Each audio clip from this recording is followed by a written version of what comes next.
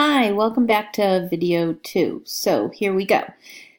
When we talk about motor development and learning, we're really talking about these really important issues like fine and gross motor control. We want to keep that in mind as we go forward and talk about child development. Those two areas, fine and gross motor development, really make it an important impact, because with those, it's not just about muscle. Remember, it's not just about that they're developing muscles, but they're also developing their cognition. It's directly linked to their learning that's going to occur because they begin to experience the world around them in an independent way.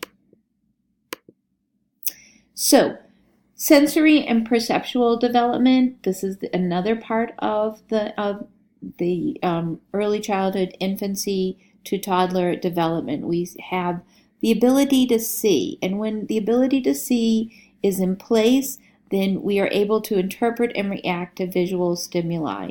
We're talking about children with normal visual development. Children who are visually impaired, it's a different process of development, equally strong, and need the same types of stimulation, but needed in a different manner, and need that support through all kinds of physical therapy. And so we're going to talk about normal visual development here. It's important for cognitive and social emotional development. It happens. Visual development at birth is spotty. We have children don't focus very well. They don't see colors, and shapes are a little bit blurry. Their eyes do begin to focus. Almost immediately, there is a development and change in their ability to focus. And by about 3 months, they can distinguish and know very clearly faces. They know people. They can distinguish between gender, and they can distinguish. They know the differences in gender. They know the differences in races. But what they really know are the differences between the faces that they are familiar with. And that's important. And you'll see that they respond very, very well to, and usually with great delight, to small children and other babies. We're learning about whether or not they're perceiving themselves. I think that's what it is. They begin to process what is a happy face and what is a sad face by reading the emotions displayed by others. And while their depth perception isn't great, you'll see them grasping for things. They'll grasp for their mobile, or they'll grasp for a toy, and they won't quite get it correctly. And while that's showing that fine motor development, it also shows that their depth perception isn't great, and that it develops, and it's something that new parents watch because they want to make sure that their child is developing their vision correctly, so that when they reach out for something, they actually can get it and grasp it. Hearing develops actually in utero, and we know that children, as we talked about before, are familiar with voices and music that they heard in utero. They can discriminate between from different voices. When they hear their caretaker's voice, their mom's voice, their dad's voice, they hear those voices, and they know those voices and respond accordingly. They are able to hear the difference between all sounds and all languages. You're going to see a video later on in this presentation that will talk about that a little bit. And usually by 8 months, they focus on the language spoken around them. That becomes their language.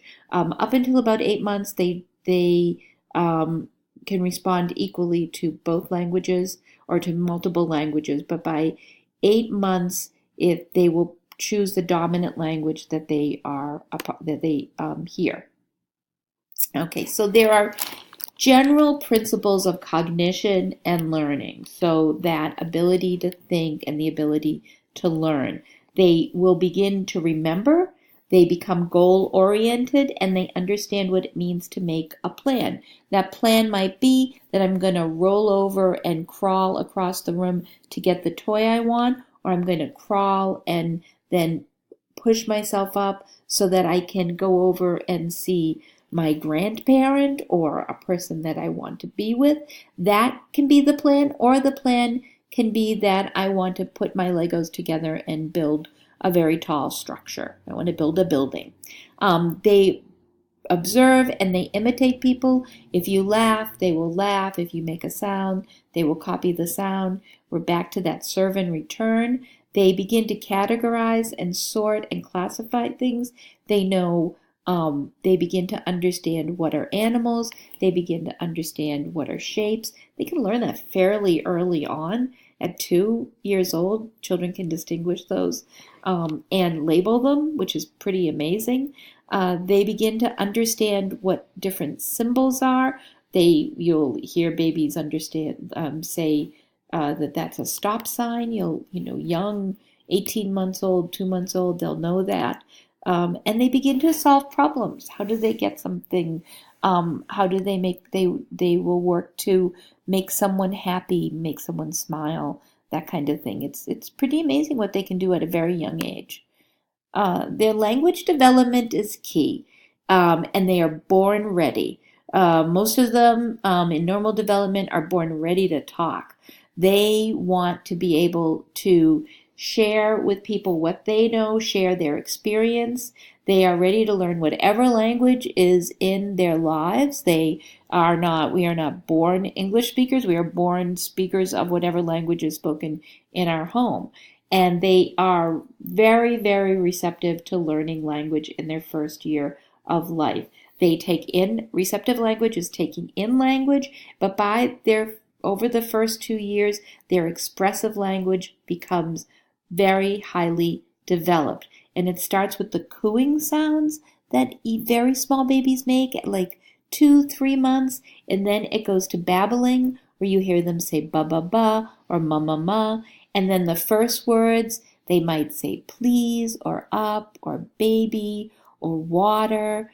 My daughter's first word was no, which was then her second word was uh-oh, which I think might have been was a precursor to how her life was going to go.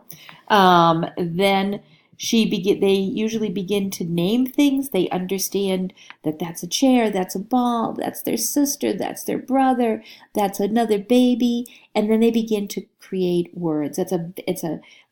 Sentences, and that's a very normal development. 2-word sentences, so that they might say if they want you to lift them, hold me or up me, and then and from there they will go on to making longer sentences. Give me a toy, water please, drink please, that kind of thing. And it's a very clear pattern of development from those cooing sounds to those first sentences where they begin to express their feelings, emotions, and wants and needs. There are lots of theories about language development. Behaviorists look at it as emphasizing imitation. Nativists say that children are just born taking in all this language. They hear the language around them in utero, and that's how their language just comes from that. And then the interactionists say that there's both experience, which is the behaviorist, and that there is an internal capacity. And we tend to go with that theory of language development now. What really creates language in a child is the interaction with caregivers. That is what creates a child who can express themselves. And important for us as teachers is a child who is going to be able to read. The stronger the language development, the better the reading skills. So it's a very important link. I'm going to ask you at this point to watch this video and then participate in the discussion board that is on Blackboard. Now, the next piece of this is social-emotional development. So we looked at the physical, we looked at cognitive, and now we're on social-emotional. And these are all tied together. Social-emotional development is all about the safety, security, and affection that a child receives and a child gives. And it's this idea from Erikson of autonomy versus doubt, or trust versus mistrust. And It's influenced by both nurture and nature. And even as a small child, even as an infant, babies can understand emotions. They know when their parent is upset. They know when they're upset. They know when the people around them. Babies have all different types of temperament. It is just part of who you are. Each individual has their own way of approaching things. And some of us are easier to get along with than others. It just makes the world more interesting. So two areas of social emotional development I want you to become familiar with is self-regulation, which is the ability to control your emotions and the ability to control behaviors, so that a child is able to look at their behaviors or concerns and then and in their attitudes, and then be able to change those to respond to a situation, so that they understand that when they have a temper tantrum, they learn that the temper tantrum, if they don't get what they want, they will learn that that's not the way to get what they want. Or if the temper tantrum gets them what they want, they learn that too very, very well, right?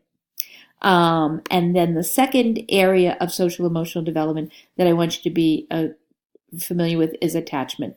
These two, self-regulation and attachment, really help create that healthy child, because strong self-regulation and then appropriate attachment, a strong emotional bond to caregivers, to the people in their lives, is very important. We want children to be able to self-regulate, but we also very much want them to be able to attach to people in an appropriate way, so that they feel affection and love, and that they trust it. That helps them develop healthy relationships as they go through life. And then finally, how social development and learning come together are extremely important. And that is done through experience, the experience of interactions with other people, with other children, with adults who are nurturing and caregiving, and also social learning through experiencing sharing, through experiencing helping each other out, that having children understand that what it means to have friends. All of this helps them as they go forward to develop their learning capacity higher.